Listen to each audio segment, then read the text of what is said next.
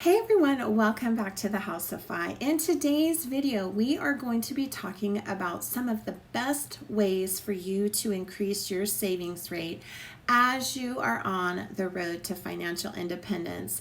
These are all of the tips that we have implemented to increase our savings rate from a little itty bitty 5 to 7% to now at about 30%, and that is while living in a high cost of living area and primarily living off of one salary. So stick around for about 6 seconds and we'll be right back.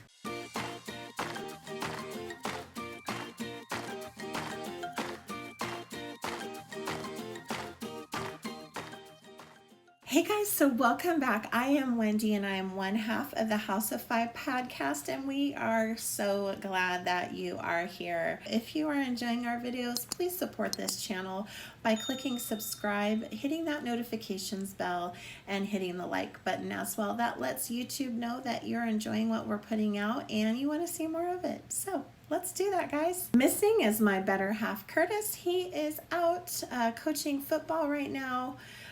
Getting ready for a delayed season. We probably won't be starting until January, but he really wants the kids to get out there on the field safely, social distancing, but getting conditioned for the season.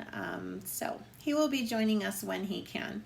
All right, guys, so let's just dig right in. Let's talk about some of the best ways that you can increase your savings rate. All right, so I'm going to go ahead and bring up my screen now, and we will talk about some of the best ways to increase your savings rate. Really, there's just 3 ways for you to increase your savings rate. It's either to increase your income while keeping your expenses the same. Number 2, decrease your expenses while keeping your income the same. And 3, increasing your income and decreasing your expenses at the same time. Let's take a look at the first one, increasing your income while keeping your expenses the same. Now, there might be reasons that you would choose this option, and it might be that you have cut everything that you can cut. Maybe that you have already done everything you can do to eliminate some things. It might be that you have no additional support or additional resources for you to cut any of your expenses, and you're really not looking to make quick progress, and you're okay with slower progress. Some additional reasons why you might just choose to increase your income is so that you can have no change in your lifestyle. That maybe you value saving more money, but you also value maybe going out to eat quite a bit, or the clothes that you wear, or traveling, and you're just not ready to eliminate those things from your life, and that's totally okay. Financial independence and personal finance is personal, and that's why we have different ways of getting to the same destination. It might also mean that this is just simply a more realistic option for you, and that you just really don't like to have any kind of feelings of deprivation, and so this might be an option for some of you. Another way for you to increase your savings rate is to decrease your expenses, but your income is the same. So in this scenario, you understand that maybe you just really don't have the ability to bring in additional income.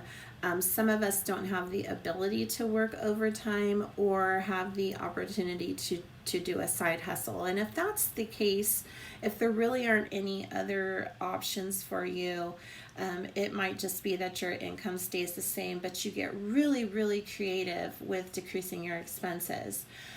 You also may decide that just living more simply or frugally is a way for you to do it. And because of that, you might not have those feelings of deprivation as well if you're just decreasing some of your expenses.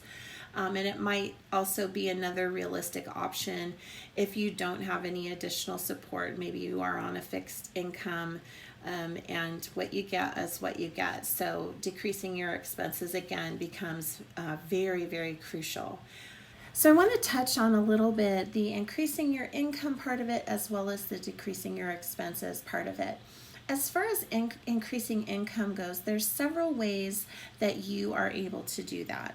Again, we've talked about working overtime. Maybe your job is a place where you can work overtime. Curtis is a teacher and he's able to have additional duties, and it really doesn't add to his workday.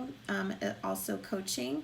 But maybe you're able to do either a side hustle or maybe have a business for yourself. And those are all ways to increase your income. Some of the other ways where you can increase your savings rate with just your income is to, whenever you have raises, to not spend that money, to automatically transfer those raises into your investment and your retirement accounts. And another kind of similar way to do that is if you are a person who gets bonuses, to live off of your net check and put your bonuses into your retirement accounts and savings accounts. Those are some really good ways to increase your savings rate. Now, as far as decreasing expenses go, we have gotten really, really good with this. And our primary question that we ask of any expense is this something that I can cut from my budget entirely, or is this something in my budget that I can do cheaper? And if I ask that question of every single expense, there is invariably something that I can do better. Can I decrease my food budget? Can I meal prep so that we're not buying as much groceries? Can I shop my pantry before I make my grocery list? Absolutely. All of those are great. But also things like if you've decided to cut your cable and go to streaming, that's one way. Looking at your car insurance and maybe evaluating whether or not it's time for either a change in carrier, or maybe you haven't had any accidents in a really long time, or you have a teenager who's now grown. Maybe that's another way to reduce it, or just shop around. So you're taking a look at your expenses in your bank account for the past 3 months, and you're looking at things and asking those questions.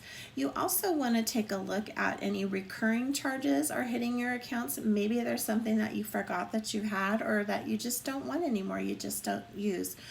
We did that with an NFL package that we had. We didn't use it anymore, so we took it off of our account, and that saved us almost $300. So just those sorts of things. All right, now the very, very best way for you to increase your savings rate is to do both. If you are lucky enough to have the support and the ability to do both and get creative with decreasing your expenses, by doing both, you will supercharge your savings rate. And so I would encourage you to make some goals as far as your savings, your retirement savings. And if you're nervous about it, I would do it very slowly. So maybe you increase it by 1% every quarter or month, or 3% or 5%. Find a number that you feel comfortable with and do it over time. If you're just nervous about that, you will be able to adjust your spending accordingly. And here's the thing, if it's too much and it's just not working, you can change it. You can change it back. But just doing it is really the biggest step. And I think what Curtis and I have learned is that, number one, the amount that you set as being withdrawn and put into your retirement isn't the actual amount that gets deducted from your net income. Or results in your net income, because it's pre-tax. And so let's say you have $1,000 taken out every single month into your retirement. Well, it might only end up being a net result of $900 because it ends up being pre-tax. So it reduces the amount of your taxable income. So that's number one. And number two, we have found that we just adjust our spending. And I think that the first time we tried this was in 2017. We made a promise that we were going to max out Kurt's 403B and his 457, and it ended up being quite a big deduction because he has both. It was $3,600 a month, and at the time I was still in my law practice, and even though it was scary, we did it. we found a way to do it. So I would encourage you to make a goal, set a goal, and then execute that goal. And whether that's just deciding on a dollar amount and making the change or doing it incrementally, either one, just do it. Now, in this second part of the video, what we're going to go over is how to actually calculate your savings rate. Now, if you have Googled that or searched for that on YouTube, what you're going to find is that there are a couple simplified ways to do that, either by taking your amount you've saved off of your gross or off of your net. The reality is that those are simpler to figure out, but they're also not as accurate. And so what I'm going to be sharing with you today is the formula that I found off of Big ERN's website, which is, he goes by Big ERN, but his website is Early Retirement Now. And I'm going to bring that up on the screen right now. All right, so we're going to be calculating our savings rate.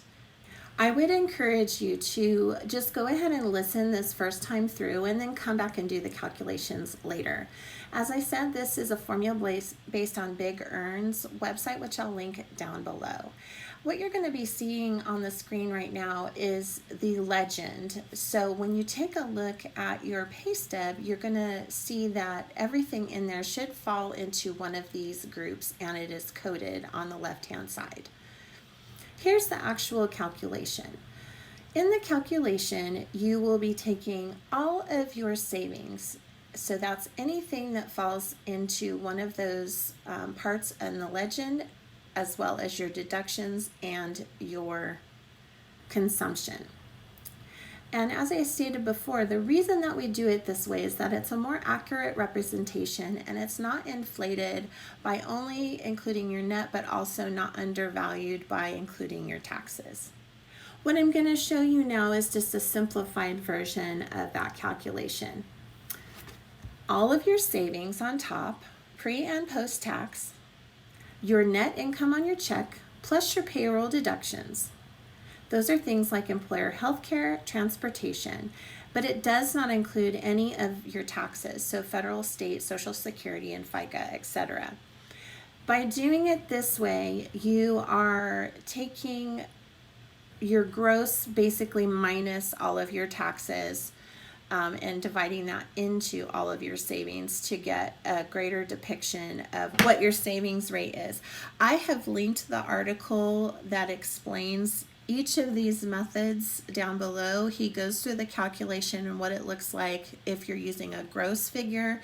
He also takes a look at it when you're using a net figure and explains why he chooses this method. I use it. It looks a little complicated and scary at first, but once you just plug in the numbers based on what the calculation is, it's really just math, and it's really just putting it into a calculator and hitting equals. And there you go. All right, guys, well, I hope that you have found this video helpful. Please come back next week where we'll have some more videos on how to reach financial independence and updating you on parts of our journey to financial independence. Hit that subscribe button and that notification bell so that you don't miss out. All right, guys, have a great week. Bye.